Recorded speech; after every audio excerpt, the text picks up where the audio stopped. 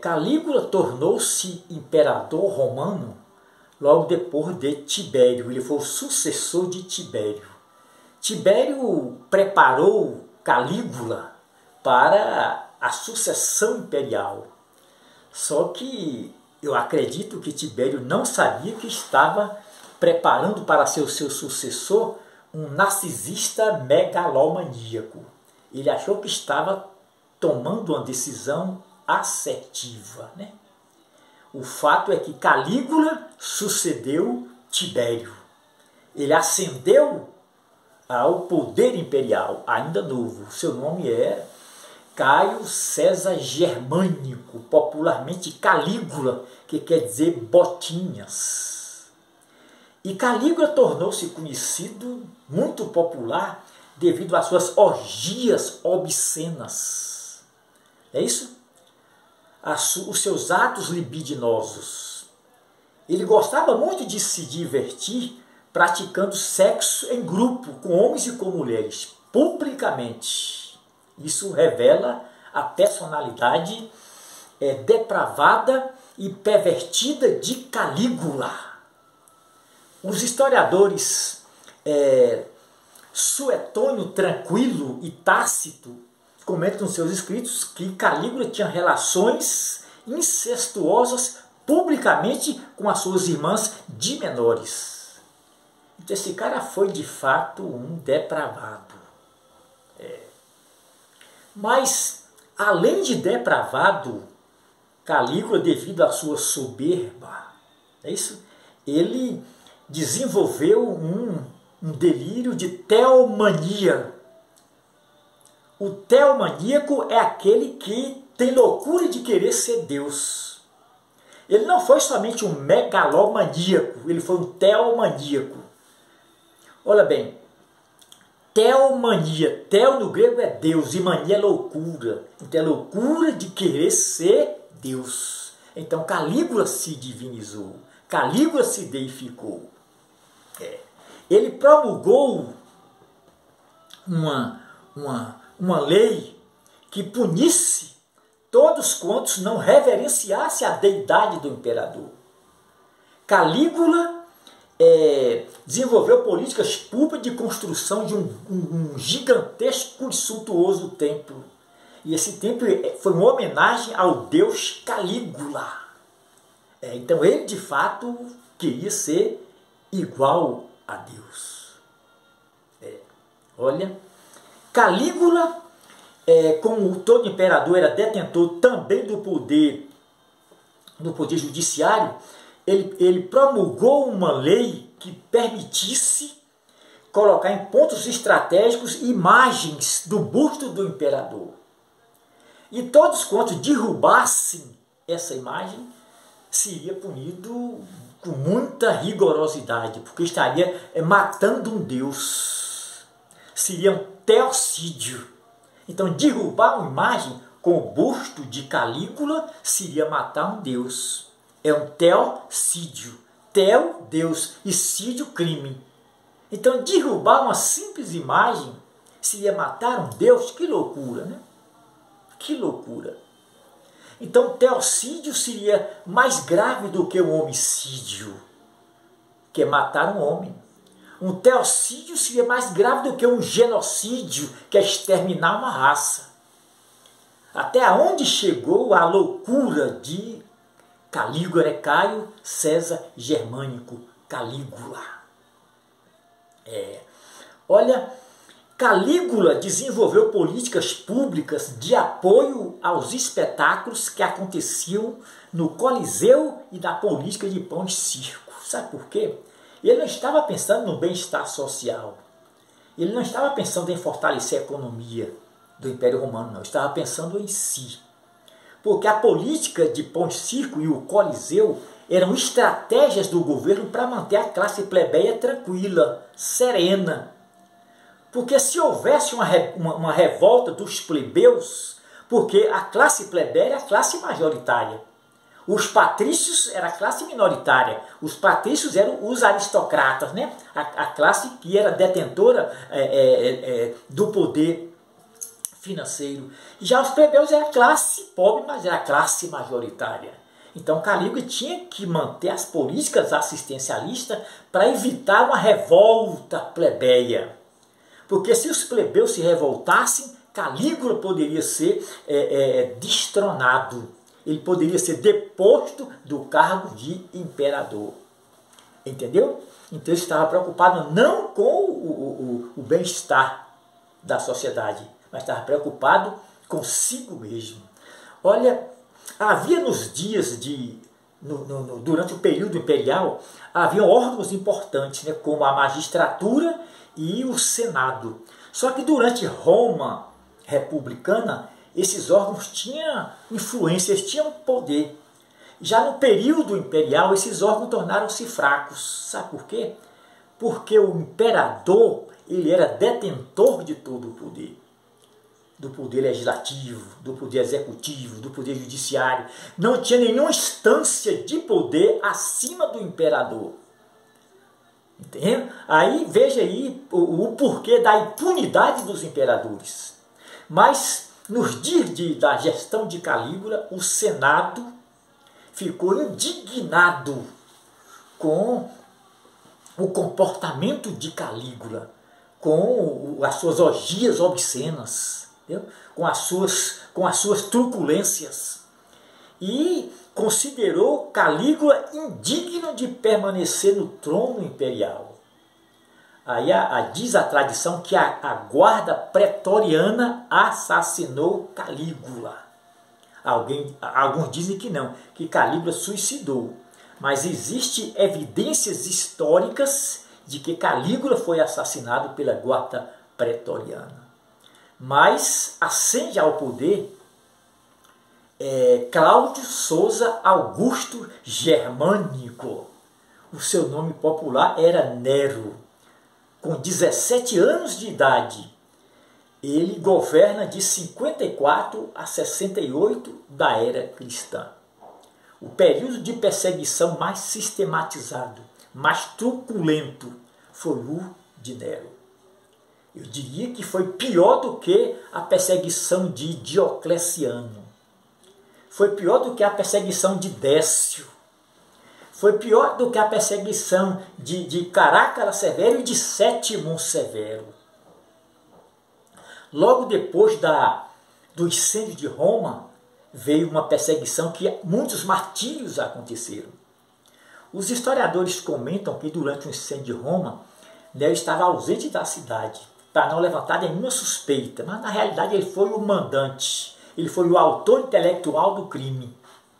Entendeu? Porque ele já tinha na sua cabeça, ele era muito maquiavélico, né? Ele já tinha na sua cabeça o projeto de reconstrução da cidade.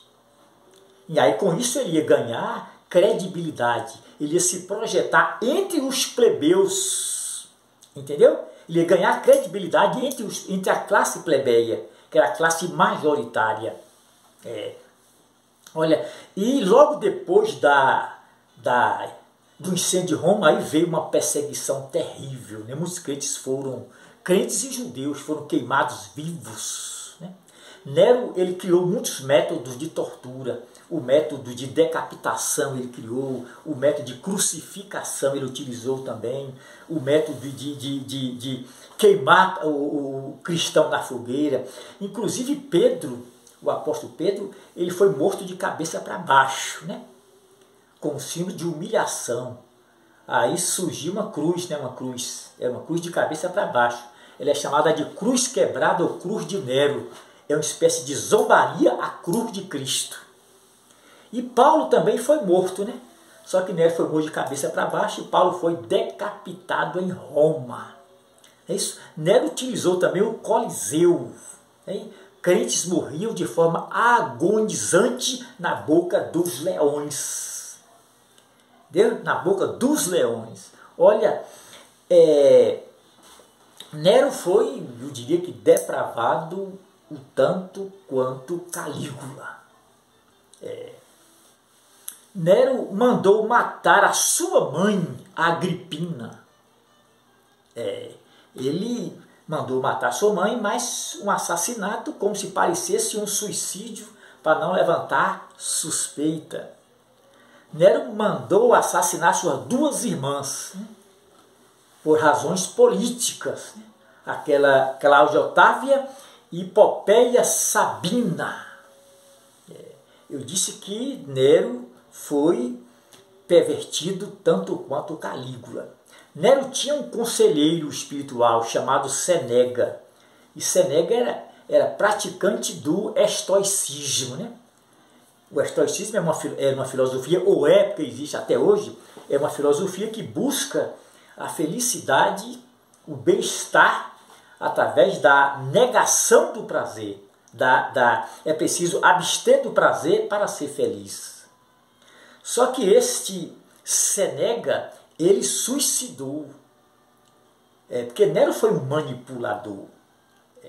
Ele acusou Senega de conspiração contra ele. E Senega acabou praticando suicídio. Só que Nero, ele não tinha nenhum perfil de um estoico.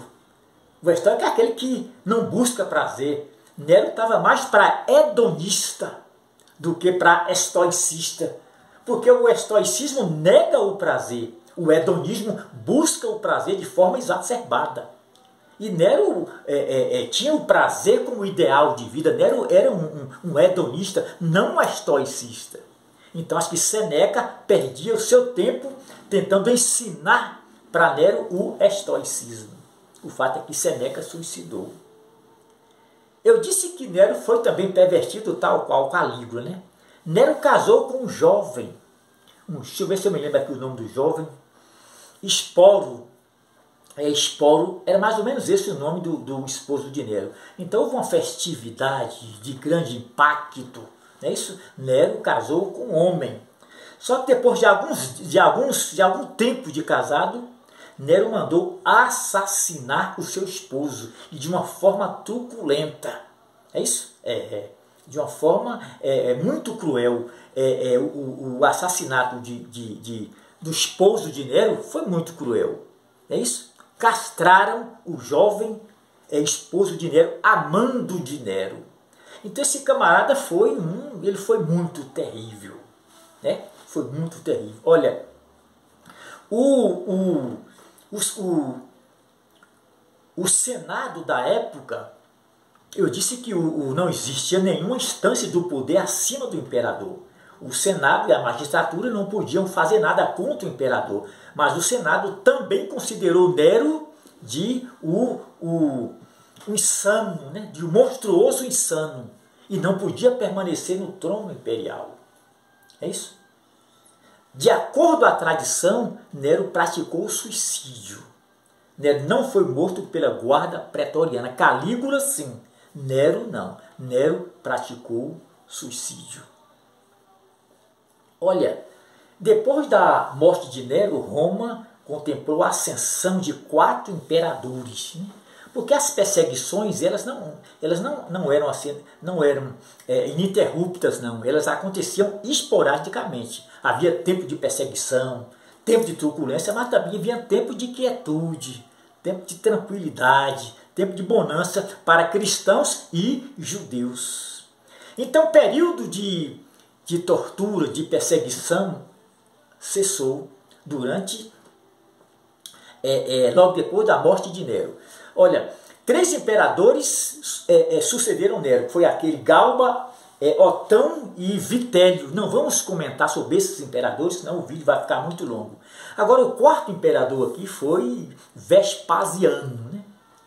Vespasiano fundou uma nova dinastia, a dinastia Júlio Flaviana, porque a primeira dinastia foi a Júlio Claudiana. A dinastia fundada por Vespasiano foi a Júlio Flaviana, né? Então cuidado para não confundir as dinastias. Essa foi a segunda. Só que Vespasiano, ele foi pai de Tito e pai de Domiciano. E não existe evidências históricas de que Vespasiano foi um perseguidor. Não. Veio um momento de tranquilidade. Vespasiano não perseguiu cristão. Ele desenvolveu políticas públicas voltadas para o bem-estar social. É isso, para a política. Ele conseguiu resgatar a estabilidade econômica de Roma. Então, Vespasiano ele não foi ruim para os cristãos. Flávio Jósefo, historiador lá do primeiro século, ele chega a afirmar que Vespasiano não perseguiu o cristão. Então, obviamente, foi um período de tranquilidade para os cristãos. Mas ascende ao poder o filho de Vespasiano, né?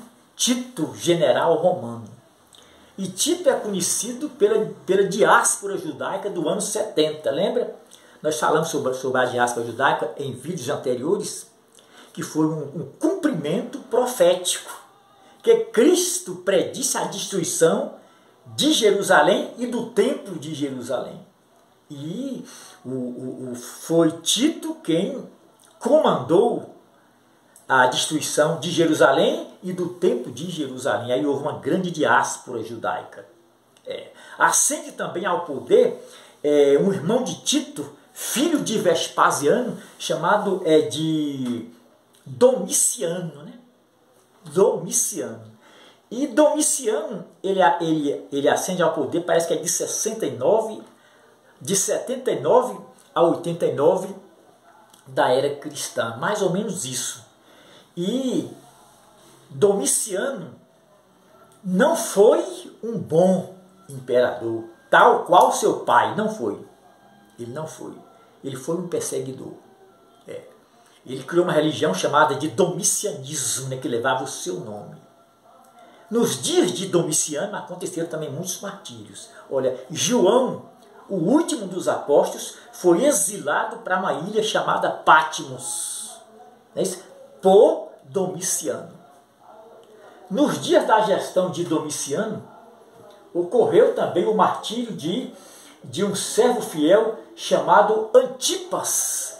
Deixa eu ver se eu vejo aqui alguma referência. Sim, Apocalipse no capítulo 2, versículo 13, diz assim, olha, na parte B do versículo: Antipas, minha fiel testemunha, foi morto onde está o trono de Satanás. E o trono de Satanás é uma referência a um templo que havia na cidade de Pérgamo, onde as pessoas adoravam o Deus Domiciano. Simão Zelote, ele também foi martirizado na gestão de Domiciano. Então, muitos martírios ocorreram na gestão do imperador Domiciano. Veja aqui a defesa de Paulo, do apóstolo Paulo, quando ele foi levado ao imperador romano para ser julgado. Ele foi levado à presença de Nero para ser julgado. Veja o que Paulo diz aqui, olha, em Timóteo, no capítulo 2, versículo 16 a seguir, diz assim, ninguém me assistiu na minha defesa, eu estava só, todos me desampararam. Veja aqui o lamento de Paulo, né? Todos me desampararam, mas o Senhor me fortaleceu. No versículo 17, mas o Senhor me fortaleceu, né? Para que continuasse na pregação do Evangelho para judeus e gentios. Deus me livrou da boca dos leões. Da boca dos leões. Versículo 18. O Senhor me livrará de toda má obra e guarda-me para o seu reino celestial. Então Paulo já sabia que ia morrer. Ele foi livrado porque Nero utilizava muitos métodos de tortura. O coliseu, a decapitação, muitos métodos. E Paulo foi decapitado em Roma pelo imperador Nero. Mas ele está aqui falando da sua defesa, que o único defensor dele foi Deus. Todos lhe abandonaram. Ninguém teve a coragem de comparecer diante de Nero, enfrentar a fúria de Nero, o ódio de Nero, para defender o apóstolo Paulo. O seu defensor foi o próprio Deus.